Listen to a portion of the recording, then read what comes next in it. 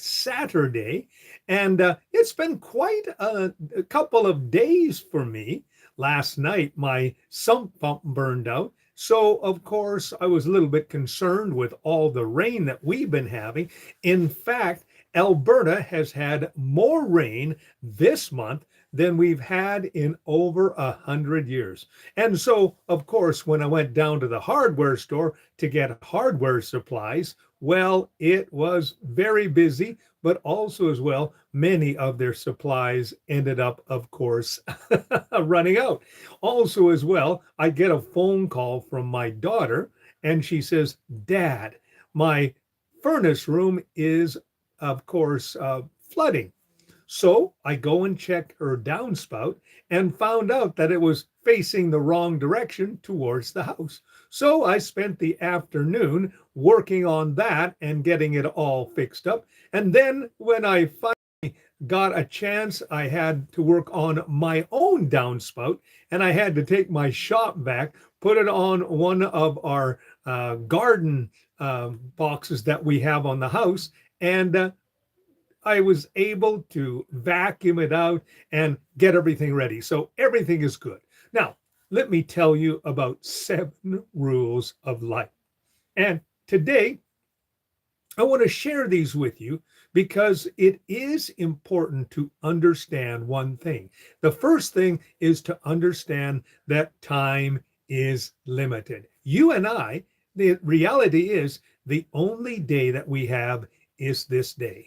I don't want to be morbid or macabre, but I want to remind you that every single day or every single second, according to the United Nations, 1.3 people pass into eternity. That means that there's over 200 people that got up this morning and fully believed that they were going to make it through the day. And unfortunately, they didn't. So you and I need to understand that we have only limited time. And with that thought in mind, of course, is to realize that we should take every time, every day, and look at it as very precious. Because the reality of the situation is, it is precious. And so make sure that you understand that time is limited. So whenever you are planning for your future, look at it in increments. Okay, you've got this day. Then you've got this week. Then you have this month, and you have this year. And so, when you're young, it doesn't seem like you have, this unlimited amount of time. But as you get older, you begin to realize, hey, the majority of my life is behind me. And so you make and adjust your life accordingly. So, first rule of life, remember, time is limited. The second one is your peace is valuable. In fact, I just read a quote that I actually used on one of my other videos and went like this: don't refriend or refamily somebody in your life that is, of course, attacked your character, your finances, or your reputation. Because the simple fact is that if they've done it once, they're going to do it again. And if they don't do it to you, they're going to do it to somebody else. So why would you want that type of person back in your life? The biggest thing that you and I should recognize that there are some people that shouldn't be a part of your life. And it doesn't take very long to figure it out. It doesn't take very long to see them as they are. And if you want peace in your life, then don't get involved with them. I mean, sometimes they could be members of your family. Sometimes they could be, business associates or someone that you work with. But recognize that you keep your contact with those people as limited as possible. Why? Because peace is absolutely valuable. It is priceless. It really is. And what is peace? Peace is basically the absence of inner conflict and warfare. You're going to have enough of that in life in general, because life is so uncertain. I was talking at the beginning of this video about the fact that where I am living right now, we are facing the most rain and moisture that we have seen in 100 years. And so many people are dealing with issues that would not normally they would have to deal with, myself included.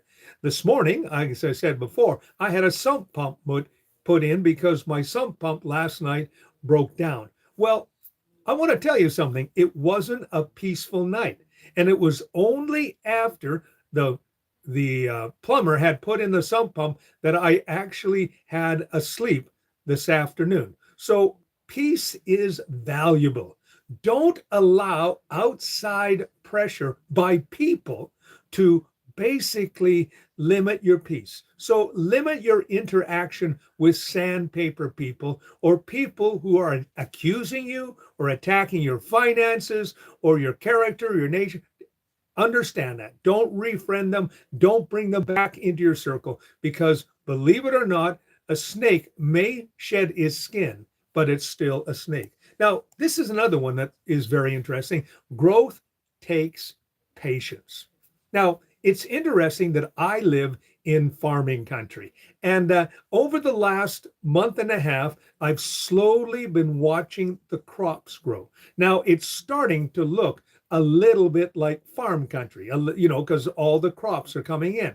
My son is a farmer, and he knows that it's going to take a certain amount of time to, of course, get that crop to maturity where they can actually harvest. So growth in any type of area takes patience. I know we live in an instant society, a microwave society, and we want things yesterday. I mean, let's face it. We got tablets, we got internet, we got, phones, we got computers, we got all the things that are so quick. And do you ever notice how quickly we lose our, cookies and lose our patience when things just don't happen fast enough? Well, in the ancient times, for example, they knew that I was thinking of Abraham, for example, who traveled from the Ur of the Chaldees to Canaan. He traveled 1,000 miles. Now, the average person back in the ancient times would travel between 11 and 20 miles a day. Now, if you do the math, it would have taken Abraham at least, probably 50 to 60 days to make that travel. Today, of course, we can jump on an airplane and be in another community in a couple of hours because of the instant society. But real growth takes patience. And you and I have not seemed to develop that. But when you really want to see something happen in your life, you've got to be patient. You've got to understand that certain things can only happen with time. So growth always takes patience. The fourth one is gratitude creates joy. In Nehemiah 8:10, it says that the joy of the Lord is our strength. Now, when you and I walk with gratitude, it actually creates an inner condition called joy. Now, joy is basically the ability to be able to stay calm and happy no matter what happens around you. And walking in gratitude and thanksgiving is the only way that it's going to happen. You need, for example, to remember what Paul said in Romans 8:28. He says, all things work together for good. It doesn't mean that everything we face is good, but all things work together for good. You got to have an attitude of gratitude. You might say it needs to be your attitude.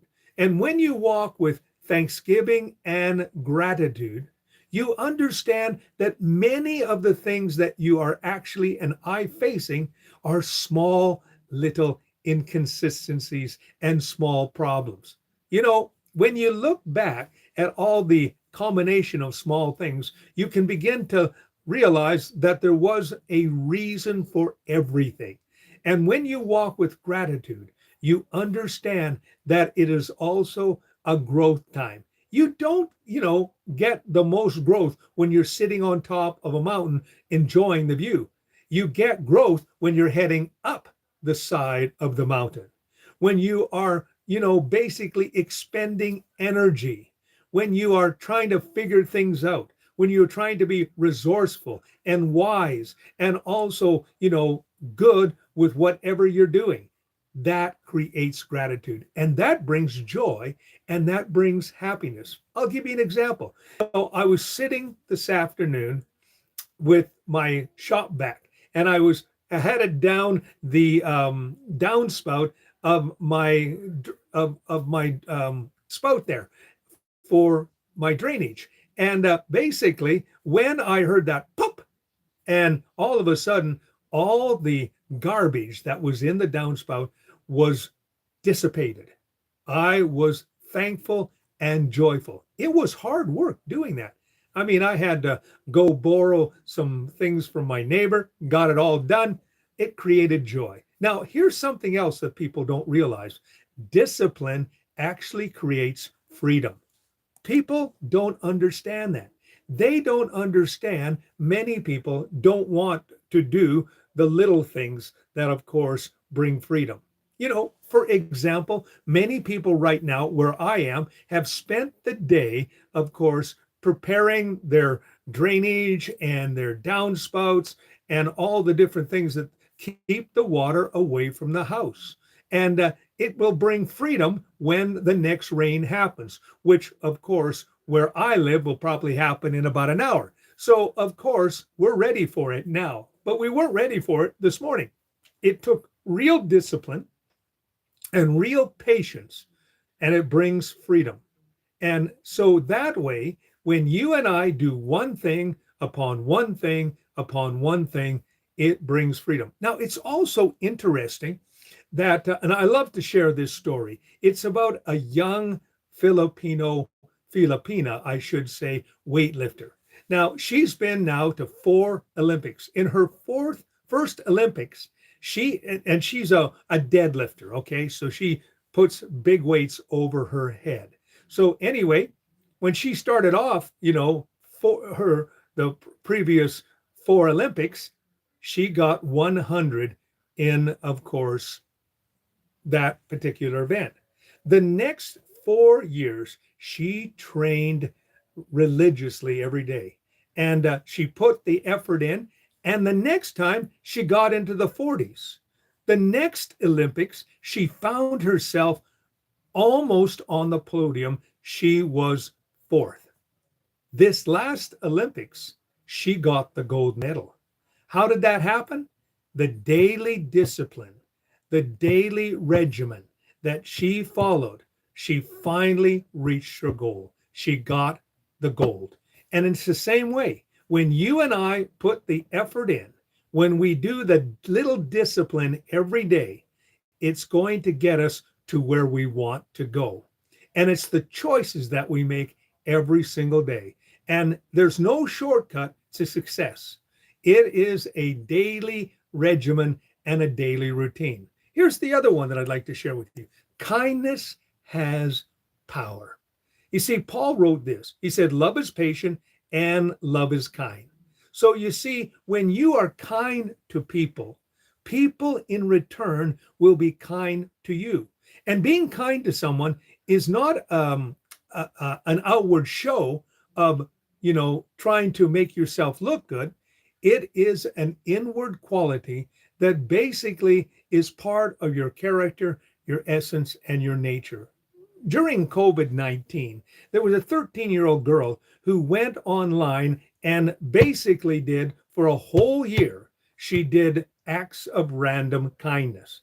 Now, she shared them online and many people applauded her.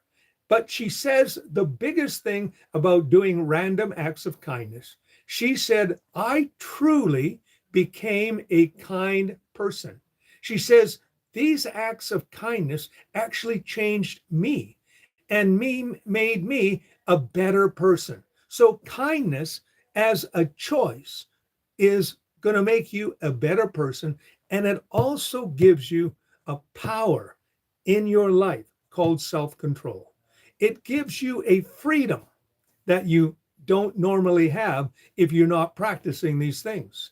And the last thing I want to share with you is simply this: small actions actually compound. Those little acts of kindness, those little acts of discipline, those little acts of choices that you make every day, every moment, have a tendency to compound. They also have a tendency to multiply. So, those are the things that I want to share with you today. The 7 rules of life. Time is limited.